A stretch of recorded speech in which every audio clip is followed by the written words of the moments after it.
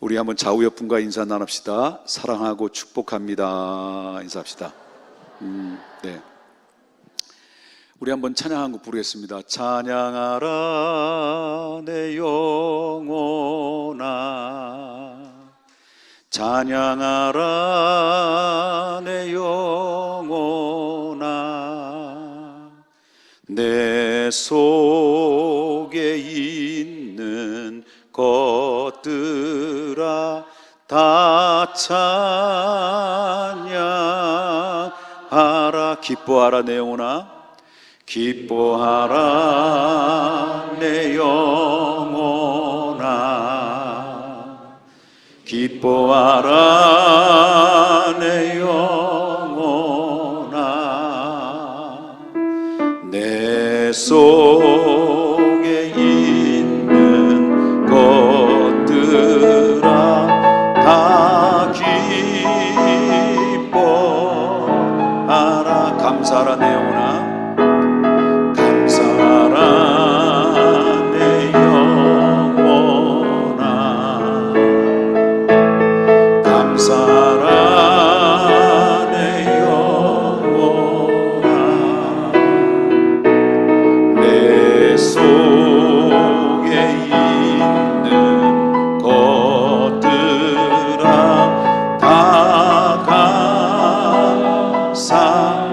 올려서 우리 찬양하라 내 영혼아, 찬양하라 내 영혼아, 아멘. 찬양하라 내 영혼아, 내 속에 있는 것들아 다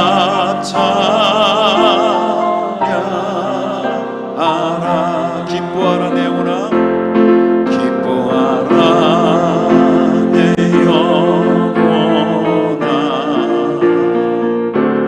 기뻐하라 내 영혼아, 내 속에 있는 것들아 다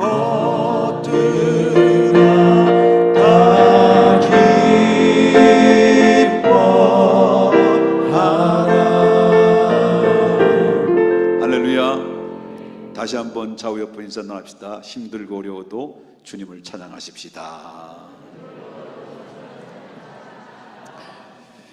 우리 학생들 너무 이뻐요.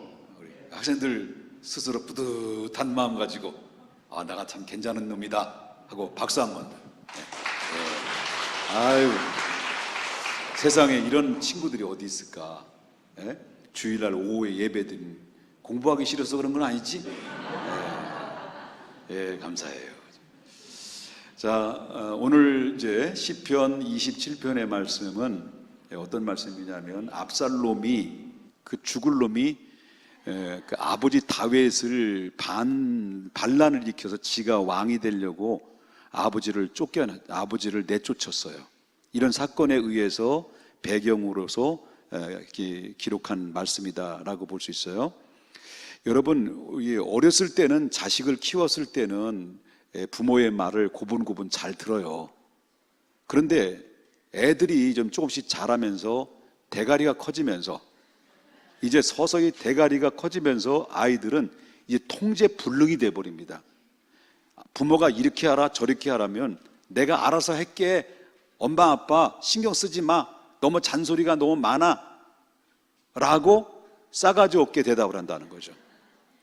그런데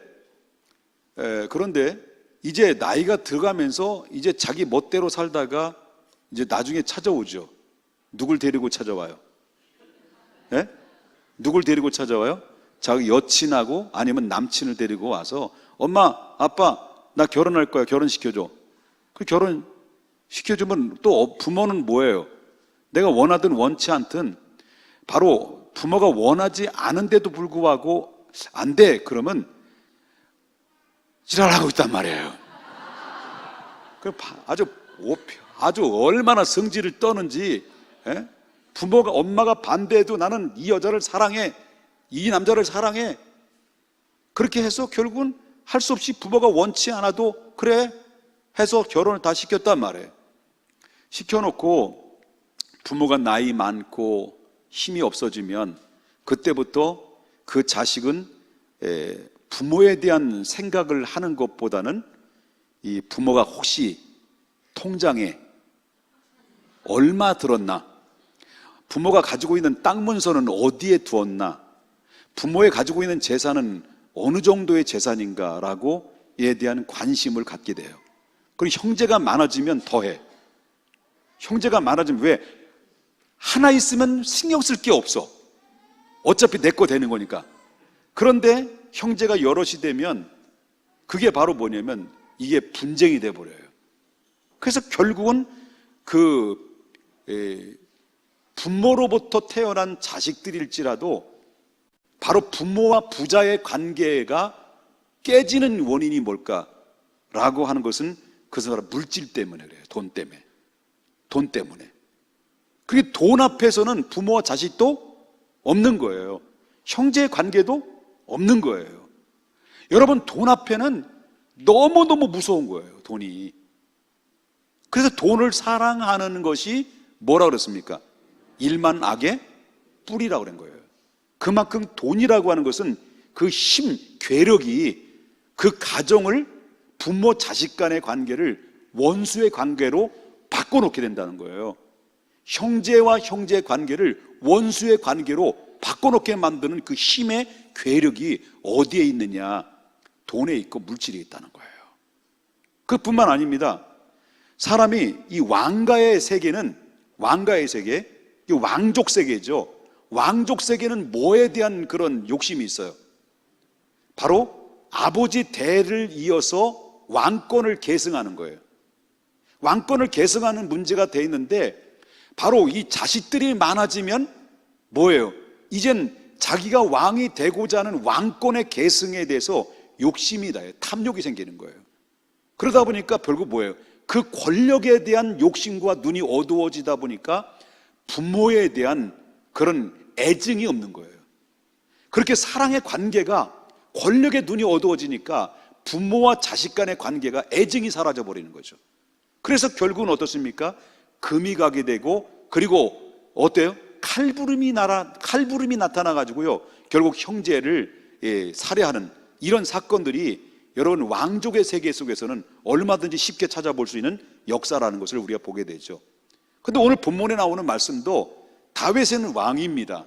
그 왕인데 이 다윗에게는 여러 아들들이 있는데 여러 아들 중에서 아주 인물이 빼어나고, 그리고 키도 크고, 그리고 잘생기고, 빼어난 거나 키 큰 거나 잘생기거나 인물이 빼어난 다 똑같은 거네. 아마 제가 볼 때는 이 압살롬이 우연히보다 조금 더 못하지만 괜찮게 생겼던 것 같아요. 그러니까 이 권력의 눈이 어두워서 그를 추종하는 세력들과 함께 더불어 사바사바하는 그런 신복과 함께 더불어 이 반란을 일으켜서 아버지를 축출시키는 이런 상황에 이르게 됐다라고 하는 것입니다. 자, 이 심정을 아버지가 그 왕권의 자리에서 쫓겨나면서 이 심정을 그대로 표현한 말씀이 바로 27장에 나오는 말씀이다라고 보게 된다라고 하는 거죠. 그런데 바로 그 다윗이 뭐라고 이야기를 하냐면 1절부터 3절까지는 뭐라고 말하냐면 적들이 아무리 강할지라도라는 말이 나오죠. 그 다음에 원수가 살을 먹으려고 왔다 할지라도 라는 말이 나오고요, 군대가 대적하려고 진을 친다 할지라도 이렇게 나와요. 그런데 이 다윗이라는 위대함이 어디서 발휘하냐면, 자, 적이 아무리 강할지라도, 그리고 또 원수가 자기의 살을 갉아 먹으려고 덤벼든다 할지라도, 그 다음에 군대가 대적하려고 진을 친다 할지라도 이 다윗은 무슨 고백을 하냐? 나는 두려워하지 않습니다라고 고백을 해요. 두려워하지 않습니다. 그럼 왜 두려워하지 않았을까요? 왜 두려워하지 않았다는 거죠? 그것은 바로 뭐냐면 하나님께서 나를 대신해서 승리케 하실 것을 믿기 때문에. 그래서 하나님이 나를 보호해 주시고 하나님께서 나를 승리케 하실 것을 믿기 때문에 나는 두려워하지 않는다라는 이 믿음을 다윗이 가졌다는 거예요. 여러분, 이게 쉬운 일일까요? 쉬운 일이 아니에요. 그렇기 때문에 그 사람의 믿음의 진가는 어디에서 나오느냐? 우리가 뭐 평범할 때는 믿음을 지킬 수 있죠. 그렇죠? 우리가 어려움이 없고 평탄할 때는 신앙생활하는 거 그렇게 쉬워요. 별로 어렵진 않아요. 그런데 문제는 바로 뭐냐면 가장 힘들고 더군다나 정말 그렇게 믿었던, 그렇게 신뢰했던 사람들로부터 배신받고 그리고 상처를 받고 버림받았을 때. 근데 여러분 보세요. 자식이 부모에게, 아니지, 부모가 자식에게 버림받았을 때 부모의 가슴은요, 이루 말할 수 없는 배신감을 느끼는 거죠. 그런데 요즘은요, 부모가 자식을 버리는 경우들도 있고요, 자식이 부모를 버리는 경우들이 꽤 많이 있어요. 그런데 놀라운 사실은 이런 상황에 있었을 때 부모의 심장은 이루 말할 수 없을 만큼 상처가 되는 거죠. 그런 가운데 지금 결국 자기를 향해서 조여오는 그런 죽음의 위협 가운데서 가장 어렵고 가장 초라한 그때에 바로 이럼에도 불구하고, 그럼에도 불구하고 날 사랑하시네. 그 다음에 나는 몰라, 가사도 몰라요. 그럼에도 불구하고 날 사랑하시네. 그 다음에 가사 몰라, 난 정말 몰라요. 여러분, 이런 어려운 환경 가운데서 난 두려워하지 않는다. 나는 하나님이 나와 함께 다시 나를 보호해 주시고 나를 대신해서 싸워서 승리케 하실 분으로 나는 믿기 때문이다라는 다윗이 확고한 믿음을 가지고 있었기 때문에 다윗이 사망의 음침한 골짜기로 갈지라도 두려워하지 않았던 거예요.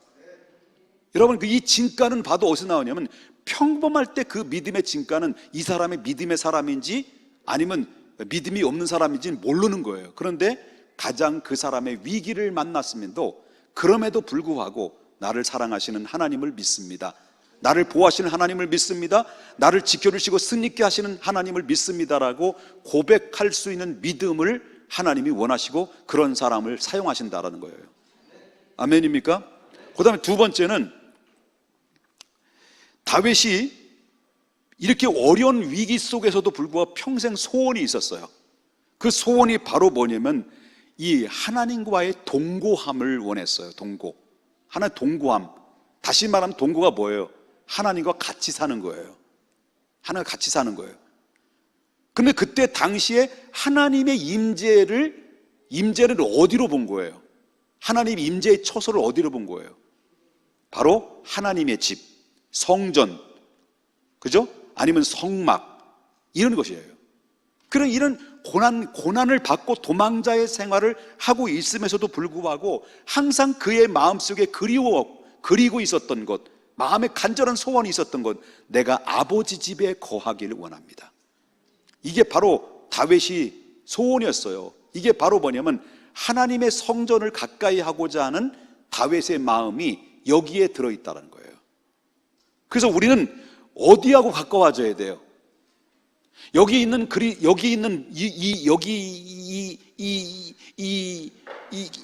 이 건물이 어떤 건물이에요? 교회죠. 근데 여러분들이 만약에 여러분들이 안 계시면 이게 교회예요? 교회예요. 건물이에요, 건물. 근데 여러분 보세요. 주는 그리스도시요 살아계신 하나님의 아들입니다라고 고백한 사람들이 모여진 이 자리가 여러분을 보호해주는 자리예요. 여러분을 위로해주는 자리, 여러분을 격려해주는 자리, 여러분과 하나님과 동거하는 자리가 바로 뭐냐면 주는 그리스도시요 살아계신 하나님의 아들입니다라는 이 고백되어지는 이 현장이 하나님의 임재하는 곳이라고 하는 거예요. 그래서 결국 이 다윗은 비록 고난이 있고 아픔이 있지만은 항상 사모하는 것이 뭐라고 그랬습니까? 이 자주 이야기하는 것은 오늘 4절부터 6절에 나오는 말씀이 자주 등장하는 말이 뭡니까? 여호와의 집, 그죠? 그 다음에 초막 속에, 장막 속에, 바위 속에 어디든지 보호해 주실 것을 이 다윗은 뭐입니까? 믿었다는 거예요. 그리고 나를 기억해 주십시오. 내가 주님과 함께하기를 원합니다. 그래서 사울의 핍박 속에서도, 박해 속에서도 그는 항상 마음속에 하나님, 내가 초막 속에서도 나를 지켜주셨고, 그리고 나의 장막 속에 나를 지켜주셨고, 바위 속에 나를 숨겨주셨고, 그리고 어디든지 나를 보호해 주셨습니다.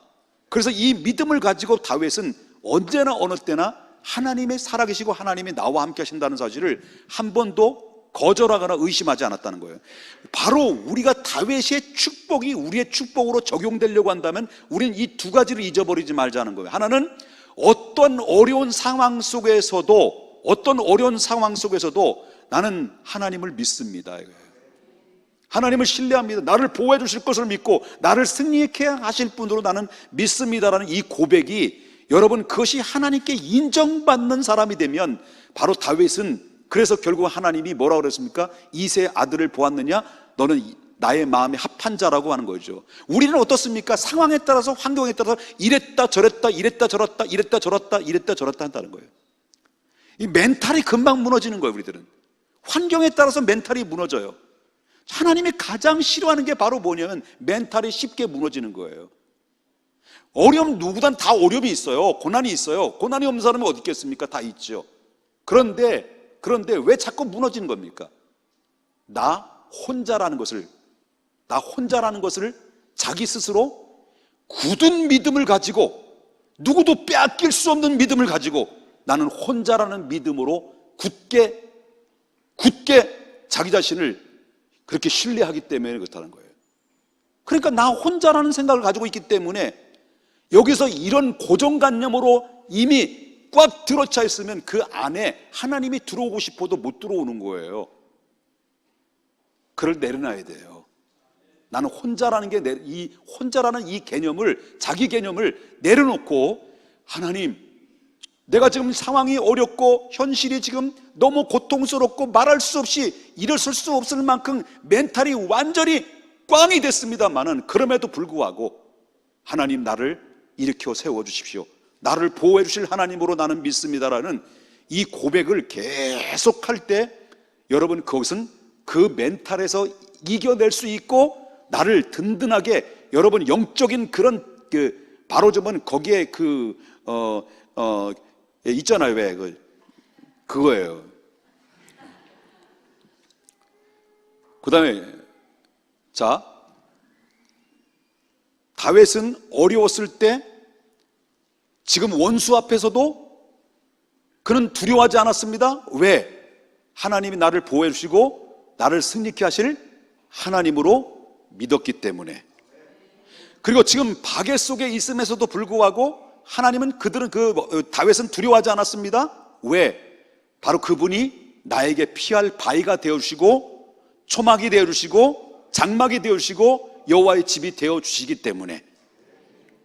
또 다윗은 이렇게 어려움이 있을 때 그것을 어떻게 극복했습니까? 극복한 것은 7절부터 마지막 절 14절에 보게 되면 다윗은 그 어려운 문제를 풀어낸 것이 바로 뭐냐면 기도였다라는 거예요. 기도 외에는 이런 이유가 나갈 수 없다는 거죠.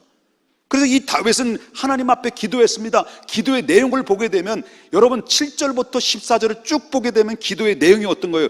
얼굴을 숨기지 마시고, 그리고 나를 버리지 마시고, 나를 떠나지 마시고, 그 원수들에게 맡기지 마시고, 더 적극적인 기도를 보게 되면 나를 영접하시고 평탄한 길로 인도하시고 주의 길을 가르쳐 주시고, 이거예요.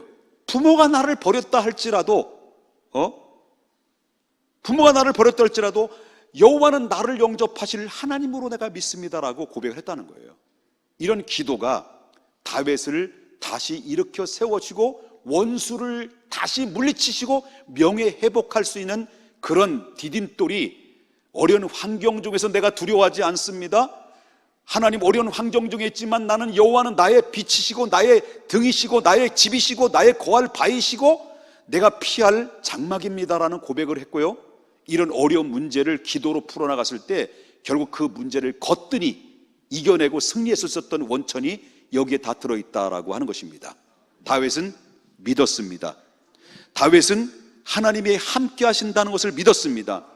다윗은 그 문제를 자기 힘으로, 자기 능력의 논리로 그 문제를 풀어나가려고 한 것이 아니라 내 모든 것을 내려놓고 하나님 앞에 전적으로 기도했음으로 말미암아 그 모든 어려운 문제를 돌파했다는 거예요. 그렇다면 여러분, 문제는 여러분은 웃겠습니까? 우리는 다윗보다는 문제는 그렇게 크진 않아요. 나름대로 여러분 개개인마다 문제들이 쌓여져 있고 문제들이 가지고 있지만 여러분이 이 세 가지를 여러분이 꼭 간직하게 되면 이 문제는 하나씩 덜어지는 거예요. 수고하고 무거운 짐이 덜어지는 거예요. 그게 바로 뭐냐면 문제가 나를 덮고 문제가 나를 짐을 눌려서 나를 힘들게 하고 두렵게 만들지만 나는 두렵지 않습니다. 왜? 하나님의 나를 보호해 주시고 그리고 나를 대신해서 승리케 하실 여호와 하나님을 내가 믿기 때문이십니다 라고는 고백은 나의 모든 짐을 덜어놓게 하는, 하나씩 덜어놓게 하는 그 힘과 원천의 능력이라는 거예요. 그러면서 하나님, 나는 오직 피할 분은 당신밖에 없습니다.